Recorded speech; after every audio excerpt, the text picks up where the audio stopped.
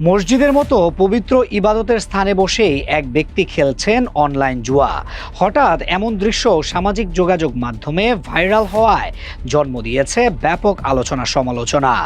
Viral ভিডিওতে দেখা যায় মুসল্লির বেশে ওই ব্যক্তি নামাজ আদায়ের জন্য মসজিদে প্রবেশ করেন, তবে নামাজে মনোযোগ না দিয়ে মোবাইলে খেলছেন অনলাইন জুয়া।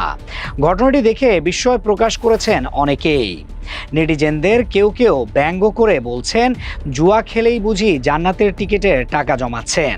আবার অনেকে ক্ষোভ প্রকাশ করে বলছেন, আল্লাহর ঘর মসজিদকে এভাবে অসম্মান করা কোনোভাবেই মেনে নেওয়া যায় না। উল্লেখ্য, স্মার্টফোন আর মোবাইল ব্যাংকিং এর সহজলভ্যতার কারণে এখন খুব দ্রুত তরুণদের মধ্যে ছড়িয়ে পড়ছে এই আসক্তি।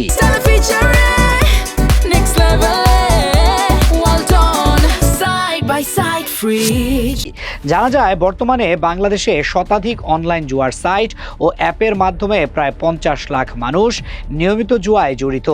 2020 সালের তুলনায় 2026 সালে দেশের অনলাইন জুয়ার বাজার আরও 4.7% বাড়তে পারে বলেও আশঙ্কা প্রকাশ করা হয়েছে। অথচ এই ভয়ঙ্কর বিস্তার ঠেকাতে এখনও কার্যকর আইনি কাঠামো ও নজরদারির ঘাটতি রয়েছে। ডিজিটাল প্ল্যাটফর্ম তরুণদের নতুন সুযোগ তৈরি করলেও একই সঙ্গে বাড়াচ্ছে সাইবার অপরাধ ও আসক্তির ঝুঁকি। শিক্ষা ব্যবস্থার মধ্যেই অনলাইন নিরাপত্তা ও ডিজিটাল সচেতনতা অন্তর্ভুক্ত করা এখন সময়ের দাবি।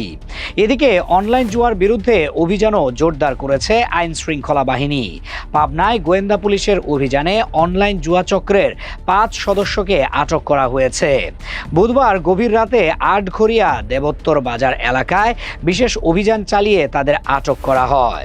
উদ্ধার করা হয় 6টি স্মার্টফোন, যেগুলোতে বিভিন্ন জুয়ার অ্যাপ, সক্রিয় আইডি এবং অর্থ লেনদেনের তথ্য পাওয়া গেছে।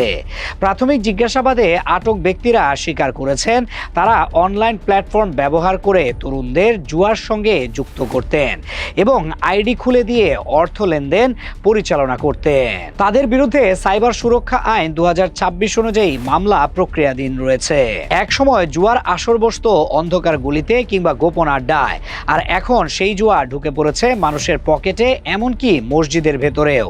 প্রশ্ন উঠছে, প্রযুক্তির অপব্যবহার আর অনলাইন আসক্তি যদি এখন ইবাদতের জায়গাকেও গ্রাস করে ফেলে, তাহলে ভবিষ্যৎ প্রজন্ম ঠিক কোন পথে এগোচ্ছে?